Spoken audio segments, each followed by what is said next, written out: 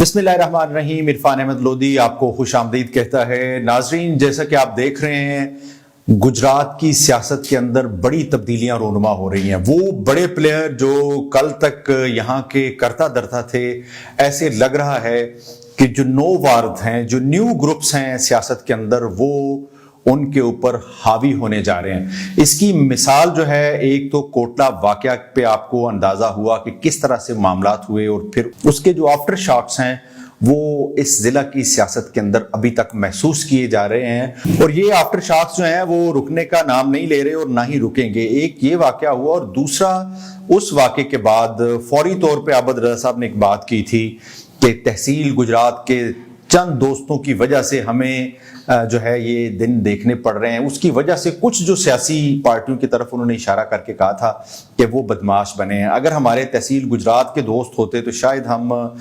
جو ہے وہ آج یہ حالات نہ دیکھتے، اگر ان کی طرف سے ریزسٹنس یا مزاحمت جو ہوتی۔ اس حوالے سے عابد رضا صاحب شاید کافی عرصے سے پلاننگ بھی کر رہے تھے، اور اب انہوں نے جو اپنے پتے ہیں وہ پھینک دیے ہیں۔ آگے کیا ہونے جا رہا ہے یہ ہم آج کے اس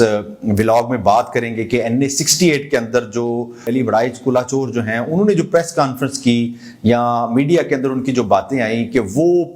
صوبائی اسمبلی کے امیدوار ہیں PP 31 جو جلال پور جٹاں والا حلقہ ہے، جس سے میجر معین نواز اور عبداللہ یوسف صاحب جو ہیں الیکشن لڑتے ہیں، اس حلقے سے وہ الیکشن لڑیں گے، اور چودھری عابد رضا NA-68 جو پرانا NA-104 اور موجودہ NA-63 ہے،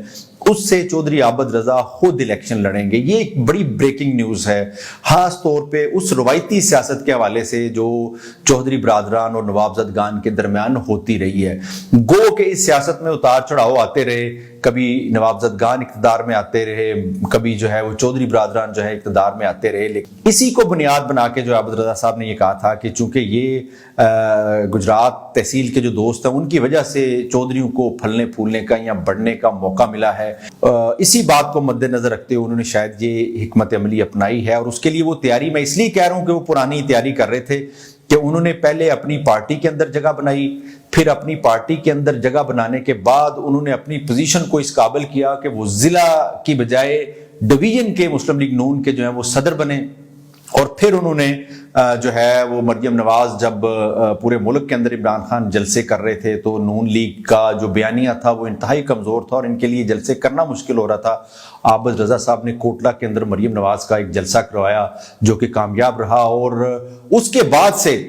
مسلم لیگ نون کی جو قیادت ہیں، خاص طور پہ میاں نواز شریف، ان کا جو اعتماد ہے عابد رضا صاحب پہ وہ بہت حد تک جو ہے اسٹرینتھن ہوا، اور ان کی پارٹی کے اندر کہنے والے یہ کہتے ہیں کہ ڈویژن کی حد تک اور خاص طور پہ گجرات کی حد تک وہ پارٹی کے اب سیاہ و سفید کے مالک ہیں، وہ جیسا کریں گے پارٹی ان کو جو ہے وہ بیک کرے گی۔ تو یہ اصل میں معاملہ ہے کیا، وہ کیوں آ رہے ہیں NA-68 کے اندر، اور کیا وہ آئیں گے بھی کہ نہیں، ان سب معاملوں پہ ہم بات کریں گے آگے چل کے۔ اگر آپ کو یاد ہو، غالباً یہ سن 2008، 9 اور 10 کی بات ہے، جب چودھری پرویز علی ڈپٹی وزیر اعظم تھے پاکستان پیپلز پارٹی کی حکومت میں، اور ان کے ساتھ جو ہیں وہ چودھری وجاہت حسین ایک فیڈرل منسٹر کی حیثیت سے کابینہ میں بیٹھے ہوئے تھے۔ اس دور کے اندر چودھری عابد رضا کے جب یہ کیسز کلیئر ہوئے ہیں، انہوں نے عملی سیاست کا آغاز کیا، تو بنیادی طور پہ انہوں نے اپنی عملی سیاست کا آغاز NA-68 سے کیا تھا، جو اس وقت NA-104 یعنی 104 حلقہ جو ہے اس سے انہوں نے کیا تھا، اور انہوں نے سیاسی سرگرمیوں کا آغاز جو ہے وہ اسی حلقے سے کیا تھا۔ مجھے آج بھی یاد ہے، خود میرے ساتھ بھی ایک غالباً میرے پھپھا فوت ہوئے تو عابد رضا صاحب فاتحہ کے لیے تشریف لائے تھے، تو یہ چیزیں وہ کافی عرصہ پہلے سے سوچ رہے تھے، تو انہوں نے یہ 2008 سے 9 اور 10 کے درمیان اس پہ کام کرنا شروع کر دیا تھا کہ وہ اس حلقے سے الیکشن لڑیں گے۔ تب جو نواب زدگان تھے یہ پاکستان پیپلز پارٹی میں تھے، بعد میں جب یہ نون لیگ میں آئے ہیں تو قیادت نے یہ کہا چونکہ یہ نوابوں کا حلقہ ہے اس لیے آپ ان کو یہاں سے لڑنے دیں اور آپ واپس کوٹلہ والے حلقے پہ چلے جائیں، تو وہ کوٹلہ والے حلقے میں چلے گئے، اور وہاں سے انہوں نے پھر وہ الیکشن لڑا اور پھر وہ جیتا بھی۔ تو یہ عابد رضا صاحب کی اب یہ کوشش ہے، اور ان کی پارٹی ان کو پورا بیک کر رہی ہے۔ وہ یہ سمجھتے ہیں، نون لیگ کی قیادت بھی یہ سمجھتی ہے کہ گجرات کے اندر اگر کوئی چودھری برادران کو اگر کنٹرول کرنا ہے تو اس کے لیے ہمیں عابد رضا کو سپورٹ کرنا پڑے گا، چاہے وہ ایک حلقے سے کھڑے ہوتے ہیں، چاہے وہ 2 حلقوں سے کھڑے ہوتے ہیں۔ کہ بعض لوگ یہ بھی کہتے ہیں کہ شاید نوابوں اور چودھریوں کا جب حکومتوں میں اور اپوزیشن میں ہوتے ہیں تو ان کا فرینڈلی میچ ہوتا होता है इन अ सेंस कि कभी नवाबजदगान ने ये बात नहीं की कि जो काम हो रहे हैं उन पे मटेरियल जो है वो किस तरह का लग रहा है, जो घपले और जो माल बनाया जा रहा है सड़कों की मद में, गलियों की मद में, नाकस मटेरियल इस्तेमाल करके, वर्क आर्डर को फॉलो ना करके, कभी नवाबजदगान की तरफ से इस हवाले से जो है हमने कम अज कम जो है वो बयान नहीं सुना। हाँ, ओवरऑल वो तनकीद जरूर करते हैं कि ये बदमाशी के खिलाफ, इनकी गुंडागर्दी के खिलाफ, इस क्लाशनकोफ कल्चर के खिलाफ हम खड़े हैं, लेकिन इश्यूज पे नवाबजदगान भी सियासत नहीं करते। ऐसा ही चौधरी बरादरान का भी है कि वो भी कभी भी नवाबजदगान जब इक़्तिदार में होते हैं तो कभी भी वो उस तरह से अपोजिशन नहीं करते जिस तरह से अपोजिशन करनी होती है। आप हल्के में ख़त्म की तकरीब में जाते हैं, आप शादियों की तकरीब में जाते हैं, ये सियासत नहीं है। सियासत ये है कि आप इश्यूज़ पे बात करें। लेकिन ये दोनों घरों की जानिब से जो है बहुत सारे लोग ऐसा कहते हैं कि फ्रेंडली मैच होता है कि ठीक है दोनों लड़ेंगे, जो बन गया दूसरा चुप हो जाएगा। और यही वो बात है जिसने आबिद रजा साहब को मेरे ख्याल से मजबूर किया है। जिस तरह से वो कोटला के हल्के के अंदर जो है एक भरपूर अंदाज के अंदर अपनी जो पोजीशन है वो स्ट्रांग करके बैठे हैं, अब वो भी चाहते हैं कि वो भी अपने हल्के से बाहर निकलें। इसलिए कि कोटला वाक़या जो ताज़ा हुआ है उसके असरात जो है वो किसी हद तक नहीं बल्कि बड़ी हद तक जो है वो NA 68 की सियासत पर भी होंगे। और वो चाहते ऐसा है मेरे ख्याल से कि इस सारे जो माहौल के अंदर जो हैं वो अब फुल एंड फाइनल अपने पत्ते शो करें और इस हल्के के अंदर उतरें और इस इलेक्शन को, इस हल्के को भी किस तरह अपनी गिरफ्त में ले लें। और यूं इन दोनों हल्कों से हमारे जो सोर्सेज हैं वो ये कह रहे हैं कि आबिद रजा साहब जो है वो NA 68 से इलेक्शन लड़ने की प्लानिंग कर रहे हैं और उनके भाई जो चौधरी तनवीर या भाइयों में से कोई और जो है वो कोटला की सीट से इलेक्शन लड़ेंगे। अगर नवाबजादे भी इलेक्शन के अंदर हों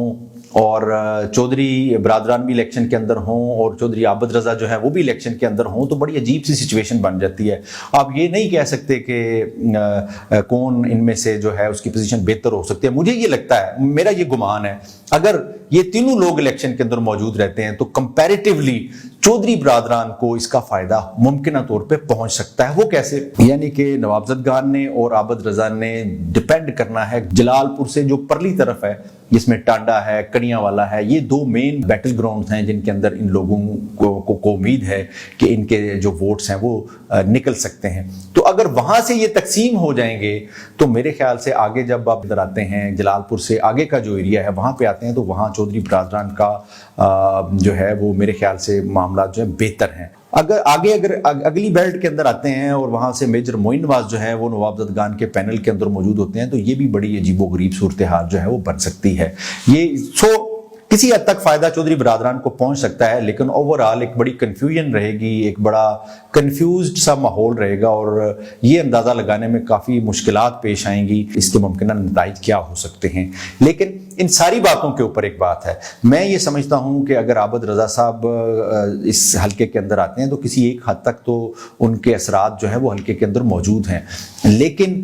जिस तरह से वो ये सोच के आ रहे हैं कि शायद वो एक नवाबजदगान भी अगर इलेक्शन के अंदर खड़े होते हैं तो उनको वो यहाँ पे जो लोग हैं वो खुशामदीद कहेंगे और ये पूरे की पूरी जो बेल्ट है वो उठ के उनके पीछे लग जाएगी, तो ऐसा भी मेरे ख्याल से मुमकिन नहीं है। उसकी वजह है कि नवाबजदगान आज से नहीं पिछली कोई 3-4 दहाइयों से वहाँ पे बैठे हुए हैं और उनका ज़ाती वोट बैंक बहरहाल मौजूद है। गो के पार्टी अभी डिसाइड होनी है कि उन्होंने अभी नून लीग के अंदर रहना है या आगे पीछे जाना है। जो हमारे सोर्सेज ये बता रहे हैं वो यही बता रहे हैं कि नवाबजदगान भी जो है इस हवाले से अब काफ़ी परेशानी के अंदर मुब्तला है कि अगर ऐसा होता है तो वो क्या करेंगे। अब उनके लिए क्या ऑप्शंस हैं कि वो पाकिस्तान तहरीक इंसाफ में जाएं तो उधर काफ़ी लीग का इत्तेहाद है, तहरीक लब्बैक पीछे बच जाती है, या वापस पाकिस्तान पीपल्स पार्टी के अंदर जाएं। ऑप्शंस तो खुले हैं और इन ऑप्शंस को अवेल करना जो है वो अब मेरे ख्याल से के लिए वो इतना आसान नहीं होगा। जो पार्टियों की सियासत है वो बड़ी स्ट्रांग है। अगर नून लीग का टिकट चला जाता है चौधरी आबिद रजा के पास, गो के वो बहुत बड़ा कोई अपसेट करने के लिए तो शायद वो उस तरह से ना कर सके, लेकिन बहरहाल वो नवाबजदगान को एक बहुत बड़ा डेंट पड़ेगा उस हल्के के अंदर। तो ये सारी वो चीज़ें हैं जो आज आपके सामने रखनी थी कि किस तरह से जो अली बड़ाई साहब हैं अगर वो यहाँ से इलेक्शन लड़ते हैं तो आपको पता ही है कुला चोर की एक हिस्ट्री है, उसकी एक अपनी तारीख है। चौधरी फारूक अफर बड़ाई साहब भी इससे पहले एक तांगे के निशान पे एक इलेक्शन लड़ चुके हैं। उस चीज़ें हैं वो अगर माजी में अगर जाएं तो वो सारी सामने हैं। تو اب اندازہ یہ لگانا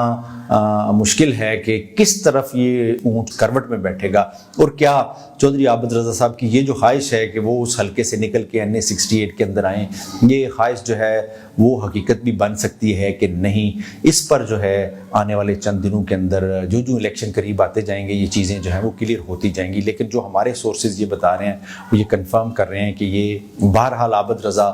جو ہیں وہ پوری تیاری کے ساتھ اس حلقے میں اترنے کے لیے پر توڑ رہے ہیں، اور نوابزدگان جو ہیں ان کو بھی اندر کھاتے یہ احساس ہو چکا ہے کہ نون لیگ سے ان کا پتہ کٹ چکا ہے۔ یہ سوچ بہرحال موجود ہے۔ اس میں جو نوابزادہ طاہر الملک ہیں ان کے حوالے سے بھی بڑے عجیب و غریب قسم کے اور سوالیہ نشانات جو ہیں وہ بن چکے ہیں کہ اچانک وہ پہلے